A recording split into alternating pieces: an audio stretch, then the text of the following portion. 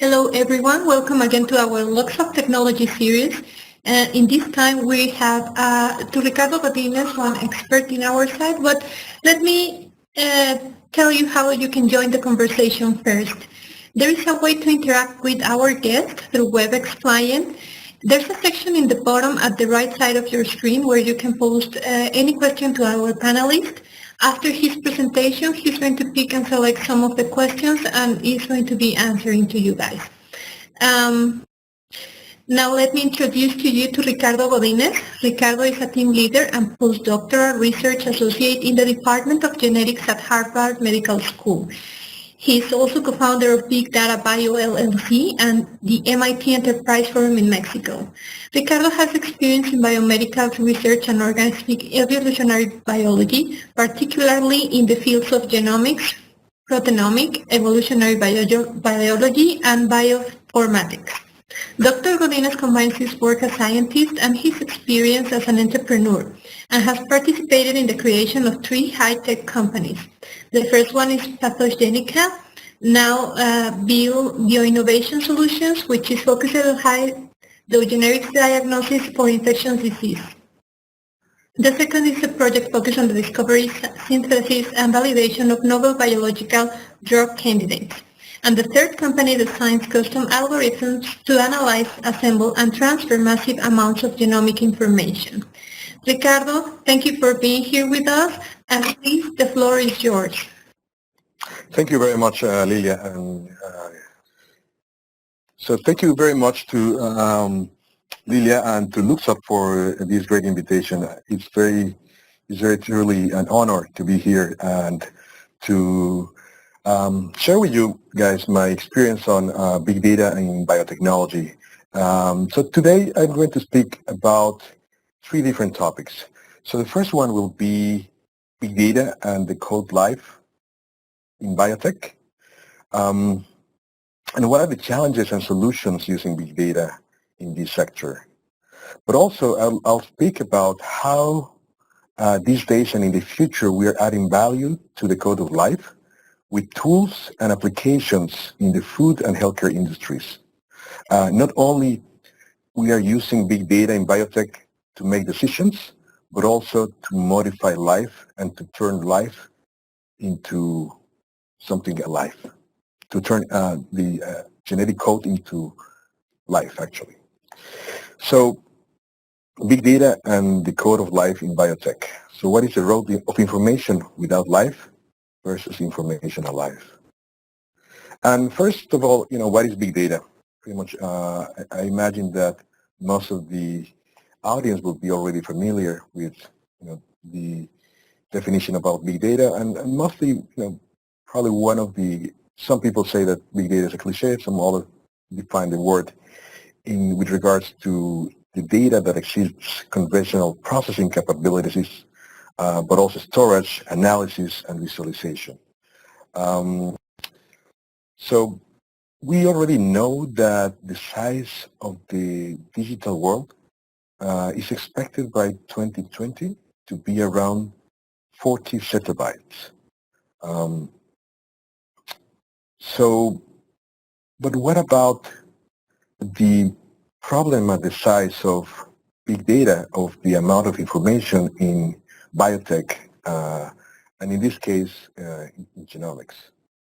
So first of all, I'd like to start with, the definition of the information that it is relevant to biotech. So first this is the code of life. On the left-hand side, you can see a picture of multiple fluorescent dyes that represent A, T, Cs, and Gs that are representing the genetic code. This is a sequence. So in the left-hand side, you guys can see this is a sequence of DNA. Each of these columns represent a sequence of DNA. And as I mentioned before, this is the code of life. Mostly is made by A, T, C, and Gs. These are 4 letters that if we understand these letters, if we understand this code, we can improve or modify living organisms. We can also predict diseases. We can identify people, we can identify viruses, we can diagnose diseases, but also we can, and I think this is part of the future, we can modify life in different ways to make it more efficient. Although this topic is controversial, but we'll speak more about this in the following section of the presentation. Okay, so this is a chart that represents what is the growth of DNA sequencing. The first genome was sequenced in early 2000, and then by then, the cost of sequencing a genome was in the order of hundreds of millions of dollars. Right now, about less than a month ago, Illumina, which is one of the main companies that sequence genomes, they released one of the latest products that can allow to sequence one genome within a day, within hours actually, for the cost of less than $1,000. So you can imagine that these advancements in not only increasing the throughput of decoding genetic information, but also decreasing increasing the throughput, but also decreasing the time of sequencing, also increases also the amount of data that is generated out of sequencing DNA. So this is so in this chart we can see that around 2007, 2008, Illumina, which is one of the main players in this sector, increased exponentially or allowed the exponential increase of sequencing. And what you can see here are different projects like the 1,000 Genomes Project, like the TCGA, which is a cancer genome project, and also another genome expression project for cancer that also are some of the projects that have most of the genomic, or that represent most of the genomic information available, which is in the order of petabytes of information, with the data already processed. Because if we didn't have the data already processed by then, we would have, in the order of exabytes as well. So this slide pretty much represents the code of life translated into different languages. So here I'm going to take a little bit more time just to explain the information here. So here at the bottom we can see one layer of information, which is the genome, the DNA, represented by these fluorescent bars. And then, as I said before, it's just a code of 4 letters, which is A, T, C, and Gs. But once, if a particular gene within the genome is working properly, then it transcribes, and it could be, the genome can be translated into a transcriptome, or transcribed into a transcriptome, which is in the form of something called RNA, which is very similar to the DNA, but what here represents is that the particular fragments within the genome are working properly. And then these RNA also turns into something called proteins, the RNA. And this RNA produces proteins that are actually, the basis of our bodies, the basis of our cells. We can see proteins in, our hair. We can see proteins represented by hormones and different other molecules in our organism.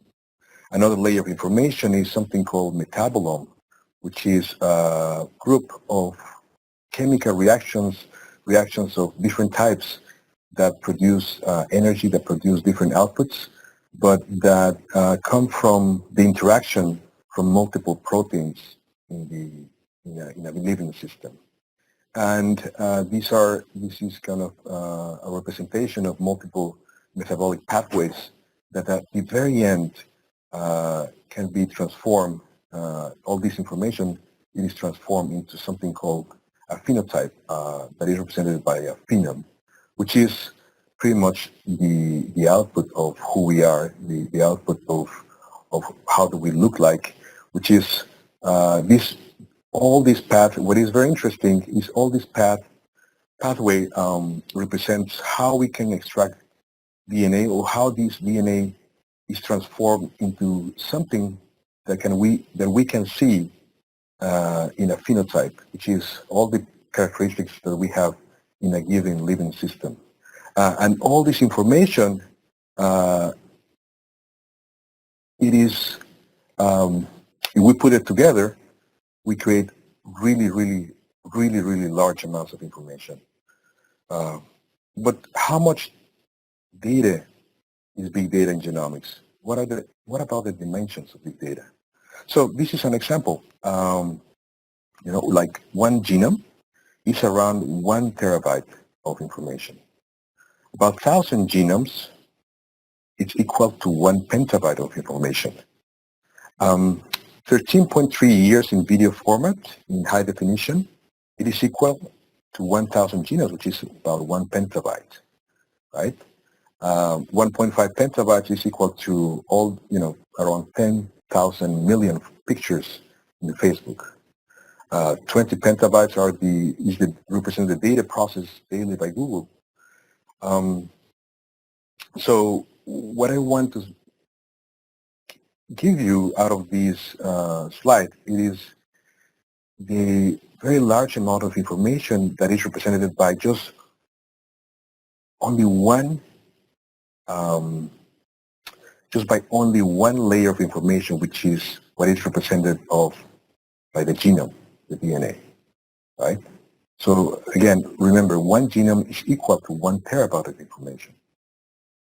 So this is actually an example of the current amount of data that is being, that can be generated if we were to sequence the entire population of the U.S., for example. So let's say that we have 313.3 million people in the U.S. living currently, right now in the U.S. So we have that one genome is equal to 1 terabyte. Let's say that we sequence the whole population of the U.S., which would be, 10% of the whole U.S. would be around 31.3 million genomes, which would be equal to 31.3 exabytes, right? So on the left, we can see a representation of what would be if we sequence everyone in the U.S. Once. So here we can see that 10% of the U.S. population, the genome sequence, would represent 31.3 exabytes, right? So a total of 313 exabytes represented the whole population. In the middle chart, we can see also that what if every cancer patient in the U.S.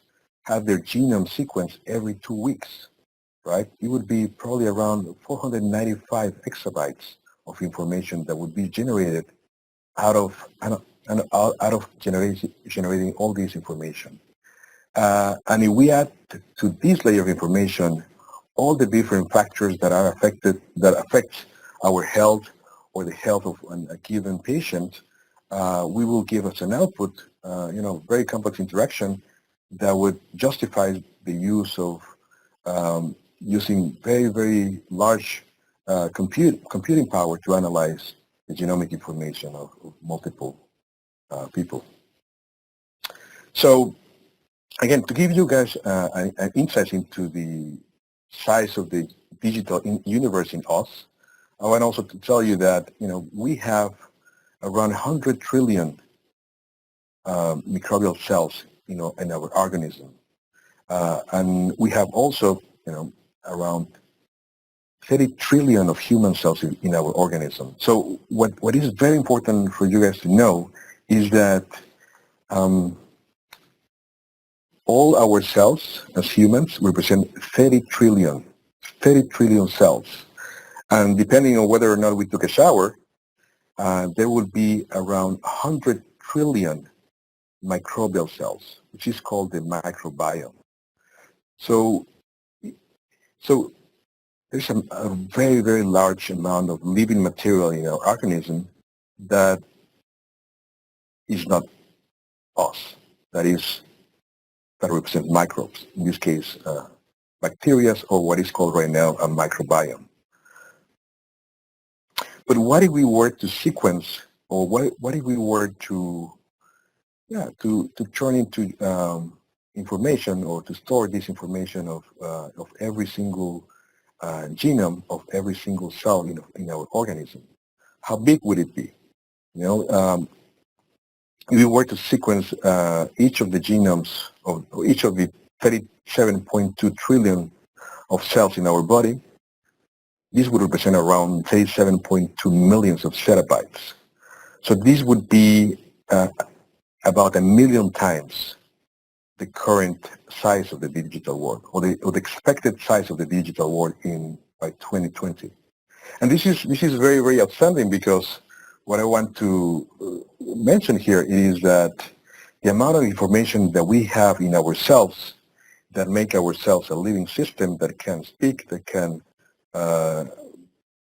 perform reasoning independently, that allow us to follow orders, that represents a really, really outstanding amount of information. So, but what are the challenges and solutions of big data? So one big challenge is the one of storage. And one Microsoft has been currently doing experiments with DNA storage. These slides pretty much show how much data, or how much can we store 1 billion of terabytes in a gram, right? So again, one of the challenges right now with big data is the fact that we have an enormous amount of storage. And one of the solutions to store all this information, it is to store this information into DNA, right? So again, Microsoft is one of the leaders in trying to develop a technology where we can store the information, like a PowerPoint slide, into an apple. And how can we do that? How can we store a PowerPoint information into an apple, into a celery, into some living system? So, well, what we have to first do is we have to, let's say that we have here the DNA of a tree, right? The first thing we do is we decode the information, right? We turn it, we translate the information of DNA into a binary code, and then we insert information that would represent this PowerPoint slide, let's say, into this binary code. And later on, we synthesize this information and encode this information, and then insert it into the tree. So I'm going to show it in the next slide, pretty much how we can do this.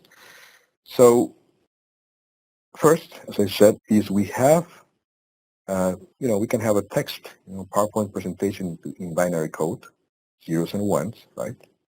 And then we turn these zeros and ones into a binary, into a triplet code, right? Of zeros, 2, and 1. And then this we turn it into DNA later on. Once we have this binary information encoded into DNA, the next step it is to synthesize this information. So we can synthesize this information in something called thermocycler, which is this engine, this machine that is on the right. And what is interesting here it is that once we synthesize the genetic information into this device, we can use the DNA here and insert it into the DNA of a tree, the DNA of a tomato, the DNA of something living. In this case, mostly we can insert it into a bacteria, right? And then by doing this, we can store information from a PowerPoint into a bacteria. And it turns out that this is a very, very efficient way to store information into a living system. And but well, so the next set of slides will summarize some of the current methods and techniques in analyzing genomic information. Pretty much the workflow in producing genomic information. So most of the time what we have, once we have a living system, we extract our DNA, and once we extract the DNA, then we sequence the DNA into something called a next generation sequencer, like Illumina sequencing device. Once we get the output in the form of DNA, then we can store the data into the cloud, and we can later on perform analysis using Amazon, which is using Google, Intel. There's many different platforms on the cloud. But also we can have a server farm where we can analyze the information that later on we can see in computers, in mobiles, in tablets, etc. And then later on we can transfer and see it in a given report. So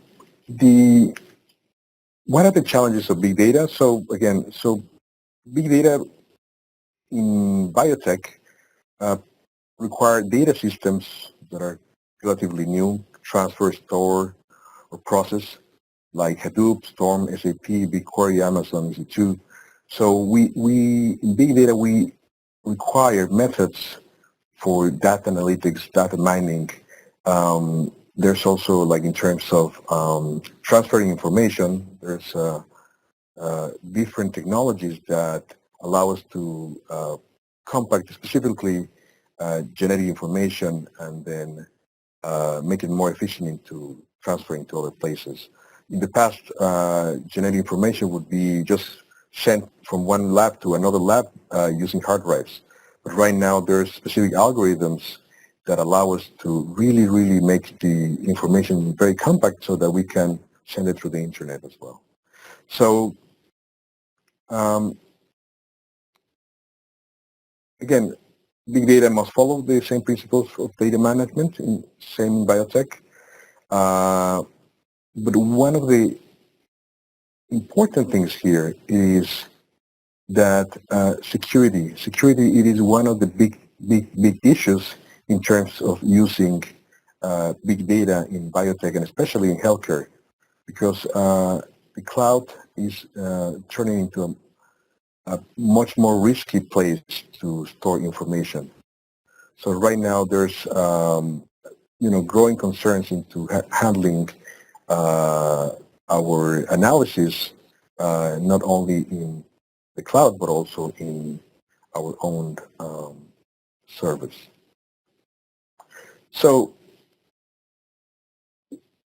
the use of big data in healthcare and biotech has been also exemplified by using very large computers and computers such as Watson, which can handle like around 600,000 diagnostics reports.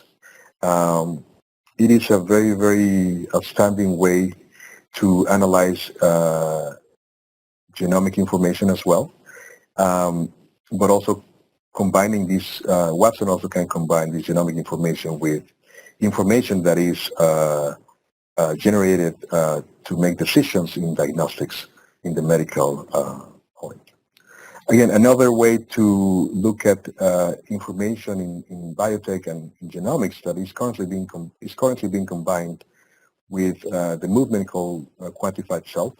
So as we know, quantified self just represents everything that relates to measuring the signals of our body, such as blood pressure and heart rate and so on. But one thing that is happening in genomics as well is that right now we are also combining this type of information with our metabolome, with our genome, with our transcriptome, as I showed before. So again, it's becoming more and more complex to understand our organism and to make decisions based on not only based on our signals that we produce in our phenotype that we can measure outside, but also in the data that we generate after we analyze our genome, our transcriptome, our proteome, our metabolome. All right? Sorry. Oops, sorry. Okay. So Another challenge in big data, it is the challenge of visualization.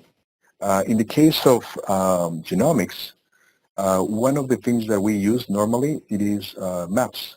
So in the left-hand side, you can see a map, as we see normally, which is a Google map, that allow us to identify specific addresses and so on. But in the right-hand side, it is one of the ways that we use to visualize entire genomes. So in this case, this is something called Genome Browser. That is a platform that has been created by University of California in Santa Cruz by one researcher. His name is David Hausler. And what we can see here, it is that every line represents a genome. It's extremely, summarized and extremely probably difficult to see. But yeah, what we can see here is that every single line represents a genome of a given species. So whenever a genome has a very conserved or some gene that really doesn't change through the time, we can see dark lines that go until here, right? But whenever we see places in the genome that are shared by some organisms, like here, but that are not shared in other organisms, then we can see these white spaces. So this means that sometimes we have a genome that has some genes that other genomes don't have. And again, each of these lines also represent and compare genomes across many, many different organisms. And yeah, this is a larger picture. Again, this is one way that we currently use to visualize genomes across multiple individuals, multiple species, and that allow us to make comparisons that in the genomic industry and so on. This is another way to visualize data in genomics and in biology. These are multiple trees. This is something called the tree of life, which represents 1.8 million of species, animals, plants, and microorganisms. So again, each of these branches within the tree represents a given species, right? That is representative of the living systems in the world. And looking at these data in real time allow us to identify species that are required to make an effort to so that we can preserve them, so that we can make decisions to preserve the genetic information, preserve the lives, and so on. So this is something called Encyclopedia of Life. So it's a project that is pretty much has the goal to characterize every living system in the world. This is another way to represent big data in genomics. This is metabolome, right?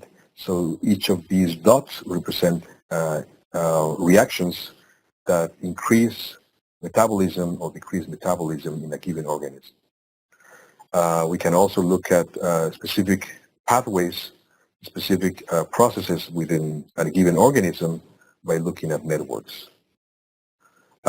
This is another way to represent biological information. So these are like different pathways that represent cancer. So where cancer is involved. So again, this is a cell, and this is the nucleus of a cell, and each of these dots represent a given protein that when it's turned on, then there's some specific type of cancer. This is another way, which is also very interesting, another way to represent genetic data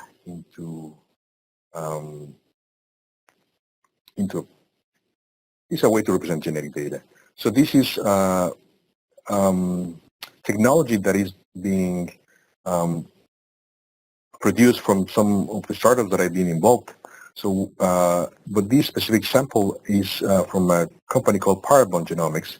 And then in this case, we have the DNA of a given individual, which we don't really know who the person is. But by comparing the genetic information of a given individual to databases that represent the genetic information worldwide, and where the genetic information has been associated to specific traits in the face of people, the color of skin and so on, we can reconstruct a face of an individual. So here what we can see is predictions versus the actual appearance of people, right? So in the left-hand side, there's predictions, right, of people based on their ancestry, based on their genetic traits that have been associated based on their race, based on their origin, based on their genetic material. And in the right picture, it is the one, the picture that represents the actual individual. So as you can see, it is very, the likelihood of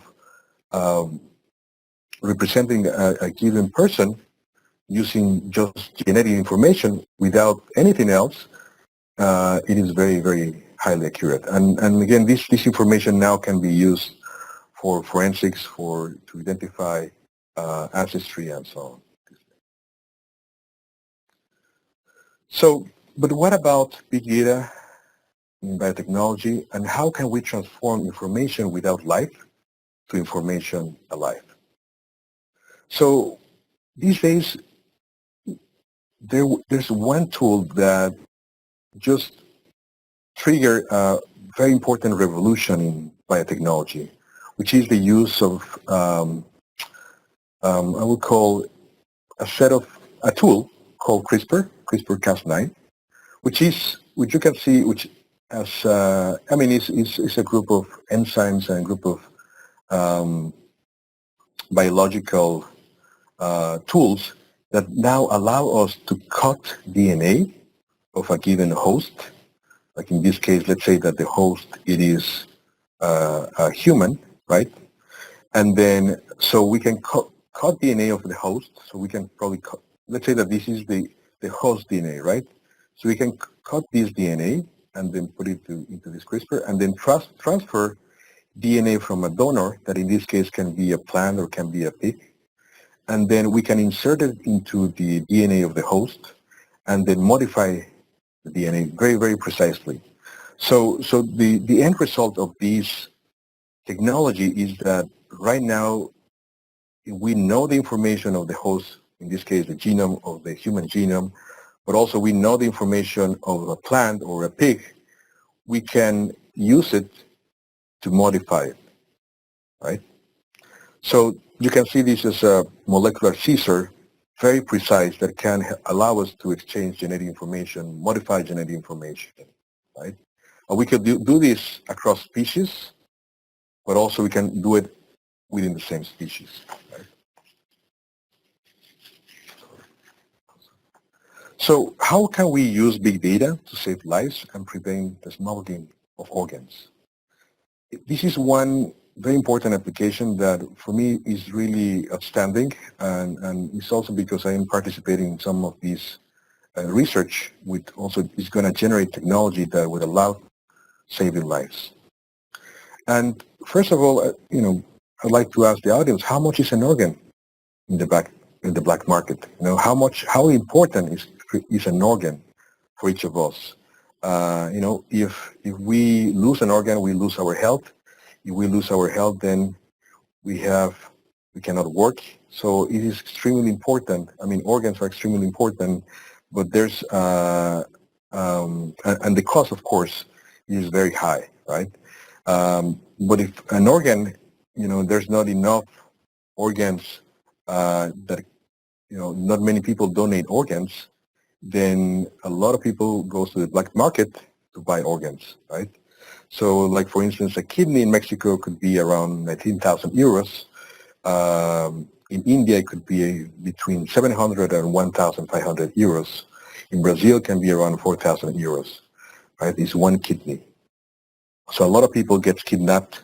There's a lot of unfortunate events to get organs from people. But how can we use big data, and how can we use CRISPR, these technologies, to modify the DNA of people to save lives and to avoid this from happening? So, well, one way to do this, it is by studying genes in something called the major histocompatibility complex, which is a group of genes, which is a group of genes that allow us to have information of what organ would be rejected or accepted, right? So one thing that happens in this group of genes called MHC is that these genes change very, very rapidly. Here we have a small graph that represents this group of genes that change in when they change during the evolution of this region in the genome. So, but what is very important to mention here, it is that if we sequence genetic information, right, and if we compare this genetic information, then we can have a very important knowledge that would allow us to understand the process of accepting an organ transplant or rejecting the organ transplant. And this is the main problem in transplanting organs that sometimes can be rejected, right? But if we understand this group of genes, then we can modify organisms, and in this case, we can modify pigs, right, so that they can serve as repositories of organs. And, one of the things is like we can produce food by doing this. We can eat meat, in this case, pork meat, and we can have something like this, carnitas and so on. But instead of that, we can save lives by modifying human DNA, by inserting, well, by modifying pig DNA while inserting human DNA, in this case, the DNA from these genes called the MHC, as I mentioned before, so that we can make organs in pigs that do not get rejected by the human organism, by the human body. And these are called humanized pigs. So again, we have an example here of a person, right, that receives DNA from a donor expressing, well, we have here a pig, right, that receives DNA, in this case the MHC from a donor, human donor, right? So, and then the pig is going to grow kidneys that have DNA from a human. So in turn, but this DNA from this is going to be the DNA from this person. So then the probability of rejection of this kidney would be 0. So this is very important advancement right now in healthcare, because this would allow us to have a lot, to save lives by transplanting these kidneys. So the goal is to have a repository of organs in pigs so that we can save lives and we can decrease the amount of kidneys or the amount of organs being sold in the black market. Again, this does not only happen in health, but also this can also happen in agriculture. So before continuing with the next part of the presentation, this is again another problem that is currently happening right now. So and where we can use big data and genomics and the power of modifying DNA to address problems like in this case is the problem of water scarcity, right? So again, agriculture uses a lot of the water. Around 70% of the water in agriculture is being used for conventional systems. However, these systems can be improved and can be more efficient if we use computers. In this case, this is what is represented by a computer that is called a food computer. And this food computer, these are like many food computers that are part of a project that we are working on at some labs at MIT. The friend called, his name is Caleb Harper at the Media Lab. And what is very interesting is that each of these computers, one of the technologies that they have is something called aeroponics, which allow us to make it really more efficient the use of water. But one thing that these food computers have is they have so many sensors that also require big data analysis techniques and many other techniques so that we can process this data in order to make it more efficient, more sustainable growth of food within them. So, normally we would decrease the time of growth by 20 to 50% in the case of lettuce, in the case of spinach, in the case of radishes, or in the case of peas, where normally it takes about 30 to 60 days to grow. And this is, again, one what we call food computer. And this is an example of a food project that we have in Mexico. And again, another way to turn this genetic information into living information is by changing or by adding the information of, in this case, of vaccines into plants. So, right now, again, the agriculture is transforming into pharma.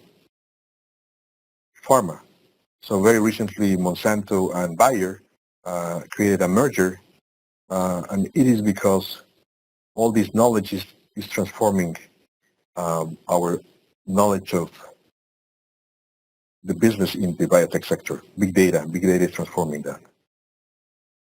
So what I want you guys to have as a take-home message from this presentation, it is that now and in the next decade, big data in biotech will be used not only to make decisions, but also to transform information without life to information alive. And the examples that I gave you were examples where we transform DNA into an organ that is humanized, that can save the lives of many people around the world, or where we can transform plants so that we can create vaccines, or where we can store DNA into apples or celeries or trees or bacteria so that we can address the problem of storage. So this is again one perspective of big data and biotech. Thank you very much. Okay. So I can see one question. Why we need to sequence from our term to sequence one person's genome more than once? So we need to sequence the person's genome more than once because there's mistakes in the technology, in the sequencing technology. Sometimes the sensors don't work properly, or sometimes the DNA has certain characteristics that don't allow the sequencers to really read the genetic code. So in order to address that problem, we have to sequence a genome multiple times. For instance, like a human genome needs at least 3 times to be sequenced 30 times, which we call coverage. So a 30x coverage will give us a genome with a fairly good certainty. What else?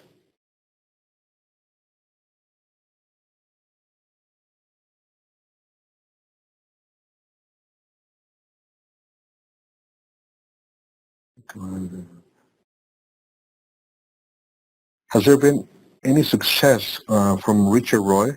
Has there been any success or failure results of the experiments human DNA and plants? I mean, there's so many problems. There's so many challenges. Mostly in plants, what right now works well is to engineer plants to produce vaccines. Sometimes the problem of inserting human DNA in plants to produce proteins such as insulin, it is that the plant don't have the machinery that is required to modify the human proteins so that they can be injected again in human proteins. So what we do right now, it is we use human cells to produce, or yeast to produce human proteins. But again, agriculture is going to be, right now, one of the issues is that the genomes of plants are very difficult to sequence, but as we are gaining more understanding in their genome, we will gain more understanding and modify their genomes so that we can make a more efficient production of human proteins in the plant genomes. But this is something that is currently going. And yes, there's many problems in inserting human genomes into plants, but these problems are being addressed as we speak.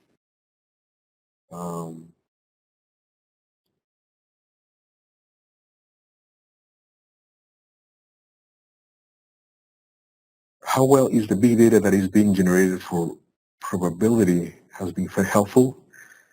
I don't really understand the questions. You could please rephrase it, Richard. Are quantum computers helpful in biology? So yes, quantum computers are being used to look at interactions between proteins. But again, in order to use quantum computers, you need to have a binary information.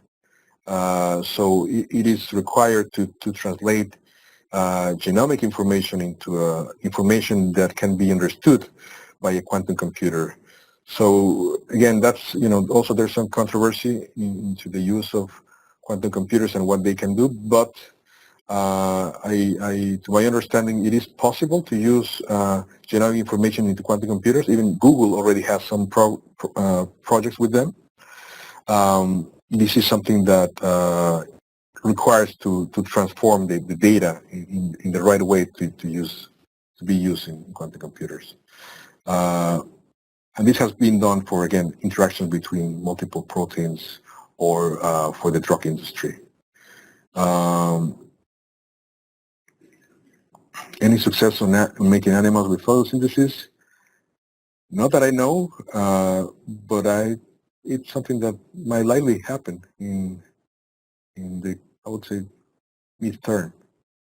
I think this is amazing technology, CRISPR technology, and I think with good knowledge of genomic information, we will be able to do whatever we want. But the problems are like, what is the impact of what we want in the long term? Because we don't really know right now, and we certainly lack of knowledge to predict what is the impact of modifying genomic information into animals or plants, other than the one that we already know.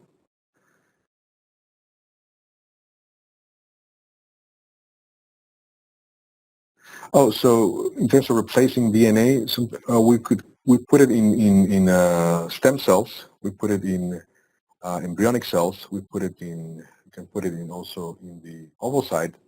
So it depends on where we want to, or what we want to change in the animal, right? But if we want to change every cell, so then we will put it in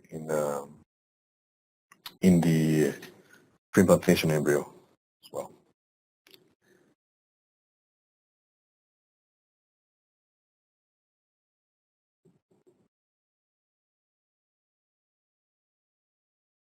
Oh, how to store DNA? Yeah, I mean, so Sabrina is asking about. She said that she has heard the concept of DNA as a storage unit before. However, she imagined that it could be stored simply as DNA in suspension or as a pellet, not in a living organism, which would you say is more feasible. So, as a pellet is one way to do it, of course. But I would imagine it is, I mean, DNA degrades. You put it in a freezer, DNA eventually cuts in pieces. But if you put it into an organism that can replicate itself and is better preserved. So I imagine that if we insert DNA into a bacteria, it would be a lot much better preserved than if we just put it itself in a fridge, in a freezer. So that's my answer. We will be able for using organic data stored. I'm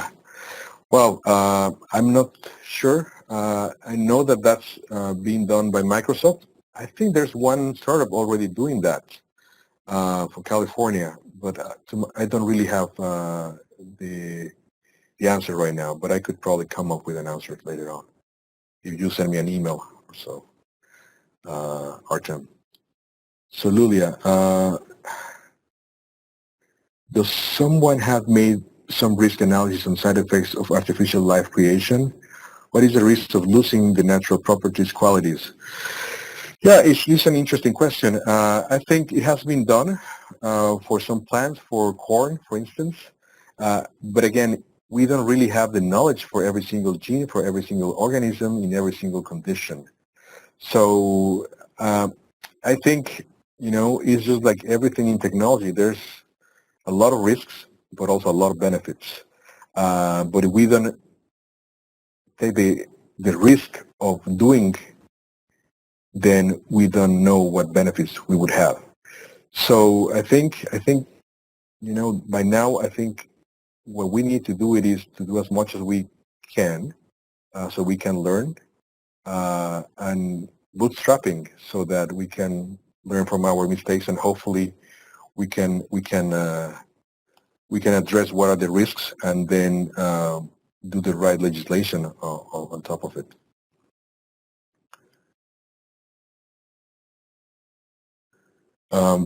Do I see real interest in these topics in regions in Latin America? Of course, yes, I see it. I mean, we are putting together a farm in Mexico. We are also, there's a lot of projects happening right now in Japan, along like food computers. There's projects around stem cells, and CRISPR is being used worldwide to modify the DNA of humans, of multiple species, mostly in the scientific or research standpoint, but there's a lot of going on these.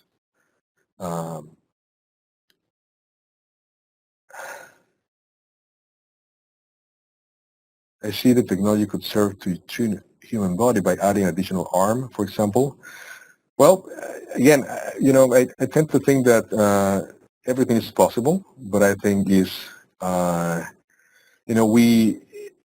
have a lot of mutations in not only humans but also in animals. In humans, we can have sometimes more than 5 fingers in every hand, but one thing that you can see is that most of the people worldwide would have five fingers, right? And this is because there's something called deleterious effects, which is, something that happens in evolution, where if something is not very helpful, like having another arm or like having another finger, then we tend to not to have.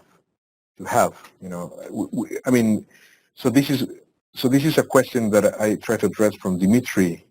He's asking whether we have the chance to add one arm into a human body, whether it would be helpful, and whether we would be, it would be something that we can see. So of course, we can probably add one more arm, as we can right now. Pretty sure we could probably add one more finger in a human. But again, whether or not these will be helpful in the future, and whether or not these would be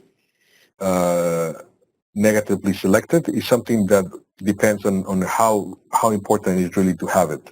And by now, evolution has proved that there's not many people that have 3 arms, right? There's not many people that have 6 or 7 fingers, because perhaps it's not very, very efficient. So nature sometimes helps us to look at what is best in terms of modifications.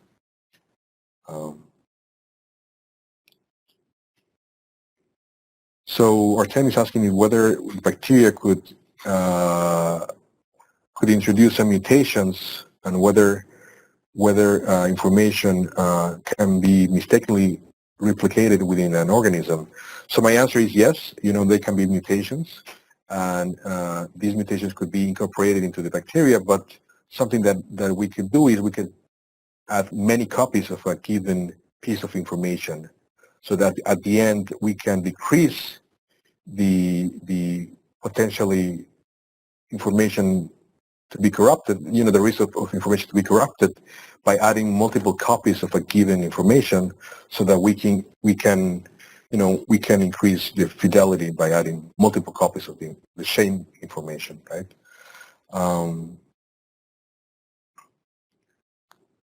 Yeah, again, I don't know when we will be being able to use organic data stored. I'm not sure. But you guys can look at, there's multiple papers from Microsoft that are working on that specific research.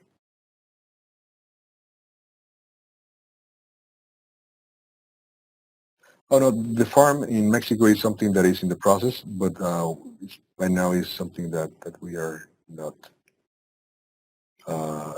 cannot disclose right now until it is done. But there's farms in we have one in Jalisco, one small city farm in the building called the Mind that we host by MIT Enterprise Forum. So you guys can visit the farm anytime. So this is specifically designed for students to come and to make use of the farm, and we have researchers there. We have multiple students that are helping to create technology on what we call, which is food computer. What can I recommend to young scientists to start working on projects related to this? I recommend to any scientist, to any young scientist, to go to universities and research labs to read in websites what researchers are doing and try to join their labs. Sometimes like you can be an assistant or can be a volunteer in a given project, but for that you might need to read a lot of papers, a lot of information. So what I recommend is just to go to universities. Any young researchers that want to learn about this can go to universities and volunteer to participate in projects.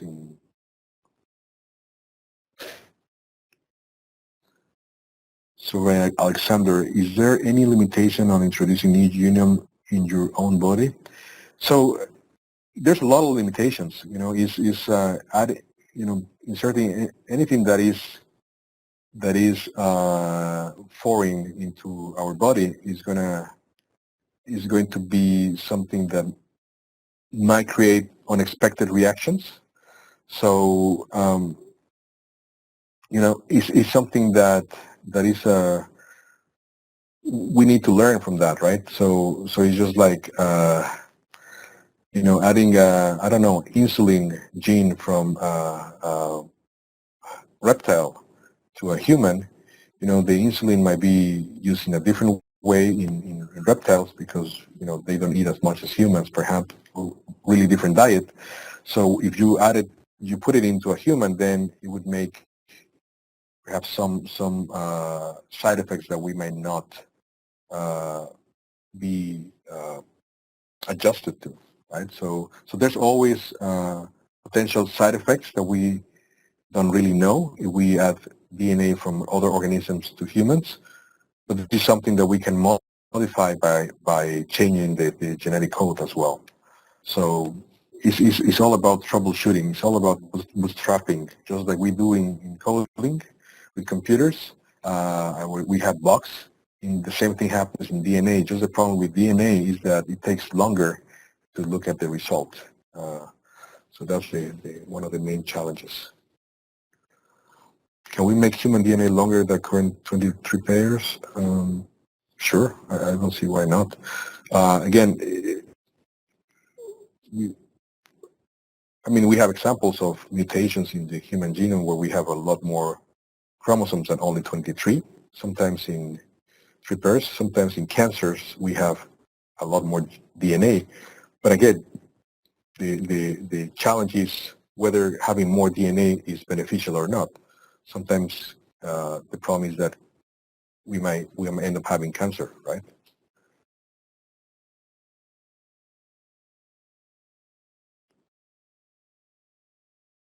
I mean, sometimes yeah, having more DNA can trigger problems, and sometimes you know can be inherited, but it depends on the case. This is for Alexander.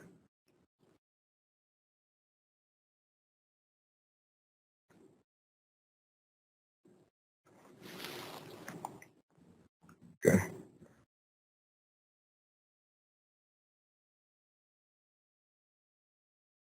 Okay. Guess I address all the questions. Thank you so much, Ricardo, for doing this webinar for us. Thank you so much for your talk. It was really, really interesting. And please, to all of our audience, remember that you can, we ask you to kindly fill out the poll that is already in your screens so we can have more interesting topics for you. And again, Ricardo, thank you so much for participating in this with us. Okay. Thank you very much, Lilia. Thank you very much, Luxa, for the invitation. I look forward to hear more questions, and I'll be happy to answer them later. Bye-bye.